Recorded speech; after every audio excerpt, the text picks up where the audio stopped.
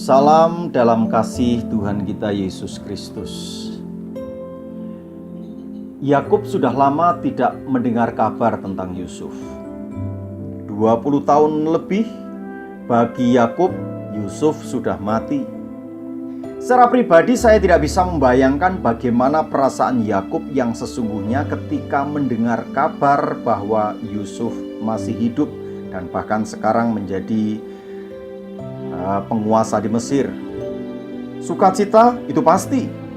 Namun sebelumnya, Kejadian pasal 45 mencatat bagaimana dinginnya hati Yakub ketika mendengar kabar tentang Yusuf. Namun kemudian dalam Kejadian 45 ayat 27 Alkitab mencatat, tetapi ketika mereka menyampaikan kepadanya segala perkataan yang diucapkan Yusuf, dan ketika dilihatnya kereta yang dikirim oleh Yusuf untuk menjemputnya, maka bangkitlah kembali semangat Yakub, ayah mereka itu. Kata Yakub, cukuplah itu, anakku Yusuf masih hidup.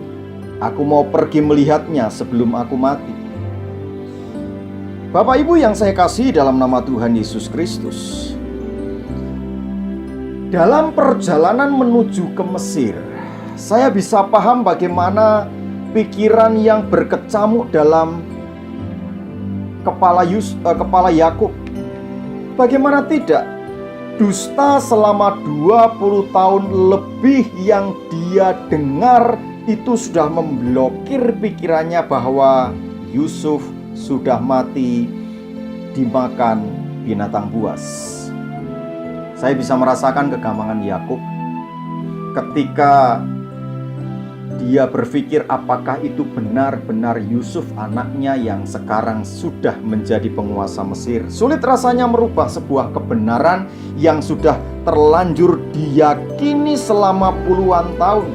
Meskipun fakta-fakta yang disajikan di depan matanya itu jelas. Saat itulah Allah hadir dan berkata, jangan takut. Kejadian pasal 46 ayat 3-4 berkata, lalu firman-Nya, akulah Allah, Allah ayahmu, jangan takut pergi ke Mesir. Sebab aku akan membuat engkau menjadi bangsa yang besar di sana. Aku sendiri akan menyertai engkau pergi ke Mesir, dan tentulah aku juga akan membawa engkau kembali. Dan tangan Yusuflah yang akan mengatupkan kelopak matamu nanti. Sekali lagi, tidak mudah merubah apa yang sudah saudara anggap sebagai kebenaran. Apalagi kebenaran itu sudah bertahun-tahun saudara yakini. Di sini kadang-kadang karya Allah dianggap sesat dan menyesatkan. Pengalaman hidup yang Anda rasakan itu rasanya sudah memberikan alasan yang cukup akan sebuah kebenaran yang saudara yakini. Nah, ketika Allah membuat sebuah terobosan, biasanya akan menerima penolakan karena dianggap tidak mungkin, membahayakan, tidak masuk akal, terlalu remeh, terlalu sederhana, dan banyak alasan lain yang intinya adalah penolakan terhadap karya Allah. Bukankah itu yang terjadi dengan Maria? Dalam pikiran Maria Magdalena bahwa Yesus sudah mati 3 hari yang lalu. Lalu kemudian ketika Yesus berdiri di belakangnya, Maria berteriak, Tuhan, kalau Tuhan yang menyembunyikan mayatnya, tunjukkan. Karena dia pikir Yesus tukang kebun. Demikian juga dengan Kleopas dan murid yang lain dalam perjalanan menuju Emmaus. Menyangka Yesus adalah orang asing yang tidak tahu apa-apa tentang berita besar di Yerusalem. Rasa-rasanya berbeda dengan Daud. Maria, Kleopas, dalam pikiran mereka Yesus sudah mati, sehingga ketika Yesus bangkit dianggapnya sebagai sesuatu yang membahayakan. Daud pernah menjadi prajurit. Daud pernah menjadi panglima perang. Daud juga pernah menjadi seorang raja.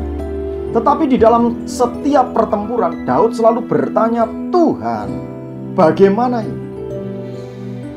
Tidak pernah Daud mengandalkan kepada pengalamannya. Ketika memenangkan sebuah peperangan, belum tentu itu dijadikan sebagai strategi untuk perang selanjutnya. Daud selalu mengandalkan kepada tuntunan Tuhan dan bukan pengalaman pribadinya, sehingga suara Tuhan sangat mudah ia terima. Kekasih-kekasihku, lembutkan hati Anda. Jangan mengandalkan pengalaman yang mungkin berkali-kali saudara jalani bersama dengan Tuhan, yang menghasilkan kemenangan atau yang lainnya. Dan ketika saudara bisa melembutkan hatimu seperti Daud, maka suara dan tuntunan Tuhan akan mudah saudara terima. Teruslah menjadi pendoa yang benar, memiliki hati yang lembut, menyembah kepada Tuhan, dan saya percaya Tuhan menyiapkan perkara besar untuk saudara. Tuhan Yesus memberkati kita semuanya. Shalom.